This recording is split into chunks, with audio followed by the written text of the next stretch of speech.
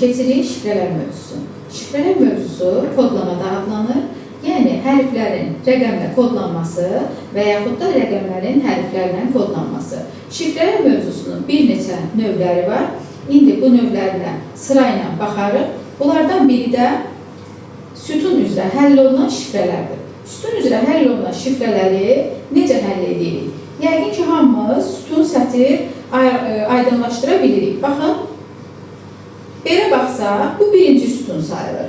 Birinci sütunda baxıram, 2 dənə A hərfi var, 2 dənə T hərfi var. Qarşısında verilən rəqəmlərə də sütun üzrə baxıram, yəni birinci sütuna baxıram. Birinci sütunda 2 dənə 2 rəqəmi var, 2 dənə 9 rəqəmi var. Mən bu A-ların, T-ların, kodlarını tapa bilmirəm. Çünki hər ikisindən 2 dənədir. Yerdə qaldı burada tək N hərfi. Deməli, burada da tək 0 rəqəmi qaldığına görə N hərfinin kodu 0-dır. Ümumiyyətlə, şifrələr mövzusunda rəqəmlərdən birini və yaxud da hərflərdən birini tapanda variantlarla işləyib cavabı tapmaq olur. Yəni, bütün hərflərin hamısını və yaxud da rəqəmlərin hamısını tapmağa ehtiyac yoxdur. İndi biz tapdıq N hərfi, kodu 0-dır. Bizdən də burada soruşur nar sözün. Nar sözündə N hərfi birinci rəqəmimizdir, hərfimizdir daha doğrusu. Deməli, birinci rəqəmimiz 0-la başlayacaq. Baxıram variantlara, 0-la başlayan variantımız elə Y variantıdır. Deməli ki, nar sözünün kodu olacaq 0,25. Yəni, biz bir dənə 0 rəqəmini tapmaqla variantlarla cavabı tapmış olduq. Digər rəqəmləri tapmağa ehtiyac qalmır. Və yaxud da ola bilər ki, birinci sütundan rəqəmi tapdıq, oxşar rəqəmlər variantlarda da ola bilər. Onda nə edirik? Onda növbəti sütunlara baxırıq. Məsələn, baxıram sonuncu sütuna. Baxırıq ki, burada deməli 2 dənə R hərfi var, 2 dənə A hərfi var, 1 dənə T hərfi var. Sonuncu rəqəmlərə baxıram. 2 dənə 2 var, 2 dənə 5 var. Deməli, burada T qaldığına görə T-nin kodu oldu 9. Bizim sözümüzdə T hərfi olmadığına görə 9 olan variantlardan çıxıram. Yerdə qaldı C variantı ilə Y variantı. İndi bunlardan hansı bizim sözümüzün kodu olduğunu müəyyənləşdirmək üçün baxıram C variantına. C variantında nə verilib? Birinci rəqəmdə 2-dir, sonuncu rəqəmdə 2-dir. Amma nar sözündə birinci hərflə sonuncu hərfimiz eyni deyil. Ona görə deməli C variantında çıxıram, yerdə qalır düzgün Y variantı. Bir də şifrələr ola bilər ki, sahiblərə və samitlərə görə seçilsin. Sahiblərə görə seçiləndə belə sözlər verilir, qarşısında rəqəmlər. Onda fikirləşməliyik ki, burada ya sahib sayıları soruşur və yaxud da samit hərfləri soruşur. Müəllim sözünün qarşısında 3 verilir. Müəllim sözündə baxıram ki, 3 dənə sahib hərf var. Deməli, burada bizdən sahiblərin sayını soruşur. Kombayn sözündə 2 dənə sahib var. Azərbaycan sözündə 4 dənə sahib var. Bizdən Çin sözünü soruşur. Düzgün cavab olacaq A və 1. Yəni, Çin sözündə 1 dənə sahib hərfimiz var. Ola bilər ki, bizdən samitləri də soruşsun.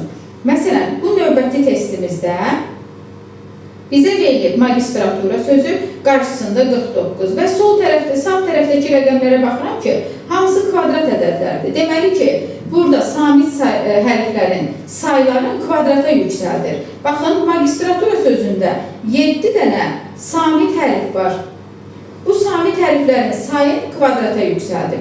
Məntiq sözündə 4 dənə samit var, kvadrata yüksəldib 16. İngilis dili sözündə baxıram ki, 2, 3, 4, 5, 6 dənə samit var, kvadratı da olacaq 36, yəni B variantı.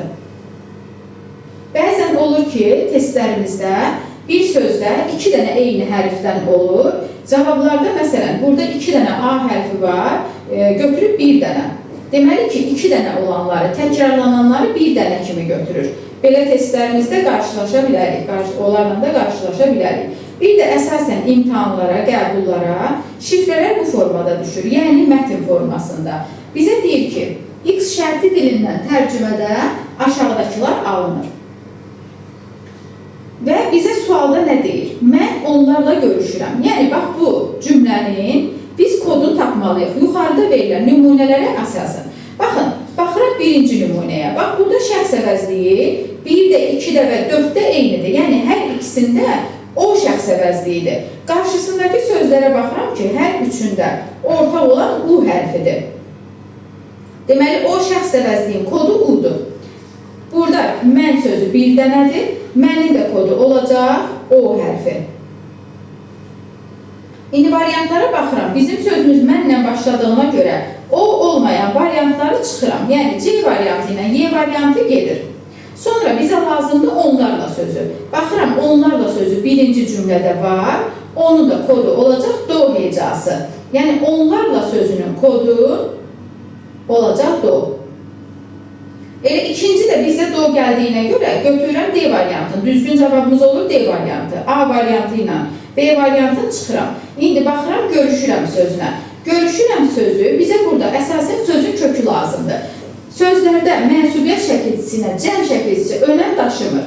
Məsələn, görüşür sözü ikinci cümlədə və dördüncü cümlədə var. Baxıram ki, onların da kodu dairidir. Hər ikisində dairi olduğuna görə görüşür sözünün də kodu dairi olacaq. Ona görə elə D variantı düzgün cavabımız sayılır. Baxırıq növbəti bir şifrələrə. Rəqəmlərlə şifrələmə. Yəni, hərflərin yanında rəqəmlər verilir. O rəqəmlər hərflərin sözdəki sıra yerini bildirir. Məsəl üçün, burada bizə verilib portağal sözü. Portağal sözünün qarşısında belə bir kodlamalar var. Buradakı S2 nə deməkdir? S2 o deməkdir ki, portağal sözündəki ikinci hərfin kodu S hərfidir. Yəni, portağal sözündə ikinci hərf hansıdır? O hərfi. O hərfinin kodu S hərfidir. İndi burada portağal sözündə O hərfi ikinci olduğuna görə S-in yanında 2 yazılıbdır. Amma ümumilikdə O hərfinin kodu S hərfidir. Ola bilər ki, başqa bir söz verilsin. Məsələn, fərqli bir sözlər verilsin. Ola bilər bizə verilib Polad sözü.